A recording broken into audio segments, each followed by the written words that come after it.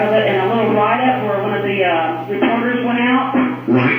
And they describe it as a, let's see, 60-pound pod is of a non-magnetic metal that looks like bronze. It's 23 inches in diameter with a weld around the center and screws at opposite sides. It has a small dent, possibly caused where it crashed earth, and some slight surface melting that may have resulted from the heat of re-entry into the atmosphere. And so now the Air Force has got it, huh? Yeah, they have it, but it also says here, Air Force to return UFOs to the Dean.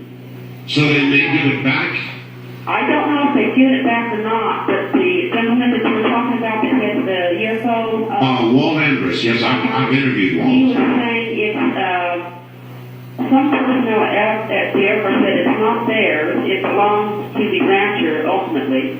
And so he's hoping that the Air Force loses interest and give it back. But that's the last thing, you know. Well, I wouldn't hold my breath for that one. No.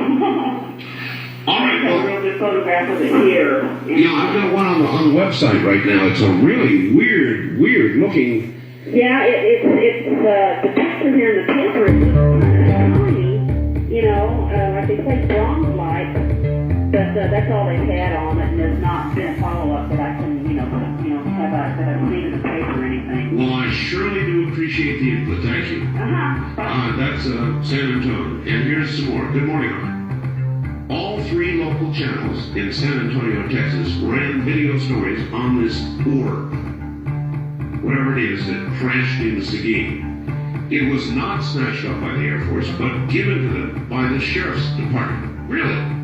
The Air Force has been unable to identify the ball, but it is thought to be a fuel cell from an old satellite. Right. It has a bolt or two on the side, thus they believe man-made. Randolph Air Force Base doesn't want it, and is, that they say, going to give to MUFON, since they expressed an interest in it. That is what was reported tonight on the 10 o'clock local news.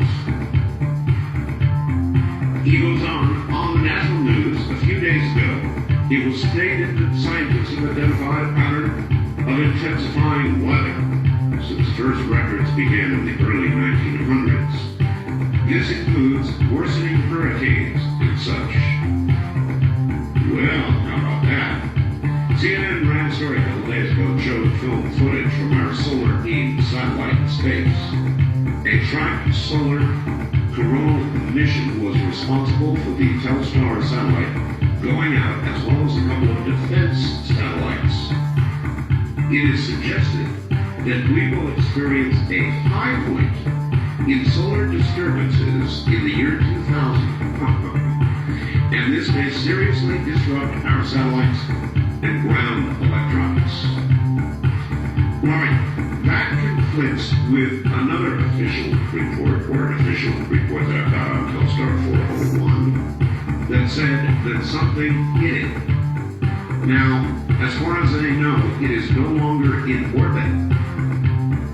Now, there's a big difference between going dead electronically and something either blasting through kinetic energy or otherwise a satellite right out of orbit. It just doesn't happen. And I'll read you again what I've got on it shortly. West of the Rockies, you're on the air. Good evening, Mr. Beck. Good evening. To Denver. Hi, Tim.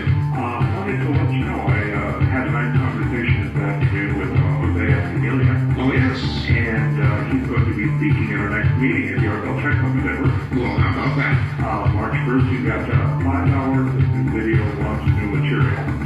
And this weekend, Strange Universe did a piece with him here in Denver. Good. And all the information about the meeting and what's going on is on the bulletin board on your website. People would like to check it out. Well, as you know, we keep people updated on a daily basis. And we certainly appreciate it here. All right, Tim. Thank you. Thank you, Art. Here's another fact. Art, I suggest listeners read the 1907 article. That's a rare, unique find, and not something you're going to see in the New England Journal of Medicine or the Sunday Supplement section of the New York Times. Daryl in Los Angeles. Yes, I suggest you read it too. Then go ahead, try to explain it. And I've got somebody here who is trying to explain it. Not with much class, but they're trying to explain it. Let me see if I can rephrase this. It says, attention, attention, attention. All right. The weight loss at death is caused by the release of gaseous substances from the anal orifice, otherwise known as, and he uses the common word. So, does that mean your soul is, in effect, flatulence? Dare you to read this on the air? Houston, Texas. Well, if you read the medical report, which I doubt you did, on the website now, you will discern quickly that any weight or gas intaken or outtaken has been already ruled out as a possible source of the weight loss. Read and learn, sir. East of the Rockies, you're on the air. Hello. Hi. Hello. Hi. Yes. Okay, let me check my radio off. Thank you. Good to talk to you again. Where are you? I'm in Hill City, Kansas. This is Bobby. Okay. And I've been having some, I'm not a professional psychic, but I've been having some, What is a professional psychic? I guess one that gets paid and runs around and sends people out blue letters and, I see. you know. Somebody with a 900 number. Yeah. All right. But I have been having, I've done this all my life, and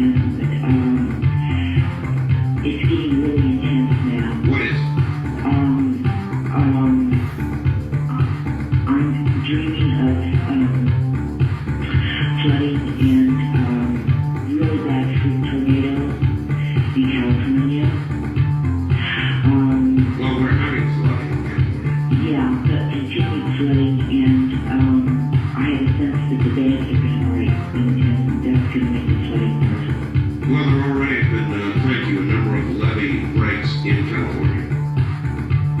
And heaven help us if the storms continue. And with this flow of, present flow of the jet stream, if you look at the southern flow of air, the trouble is going to continue. So dams and levees will break. Sure, there's a weather change going. By the way, if we can find the person, if there is a person or persons responsible for manipulation of the weather, this is all just sort of hypothetical, okay? But suppose we were to find such a person or persons, what punishment would be appropriate for their inappropriate manipulation of the weather? I meant to ask you that last week. Anybody have any thoughts? What punishment would be appropriate for somebody who is found to have been manipulating the weather? Wildcard line, you're on the air. Hello.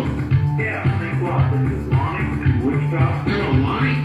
Yeah, I've been reading Emerging Viruses, Yes. Ford's book. Yes. On page 127, he's got what he calls the polio vaccine theory of AIDS. Yes. I found that quite interesting, especially in light that the Center for Disease Control just put out a bulletin, and they recall it the polio vaccine in the United States. Did you hear that? No, I was not. It happened last week, and they say it's because of mad cow disease, which has been found in the vaccine.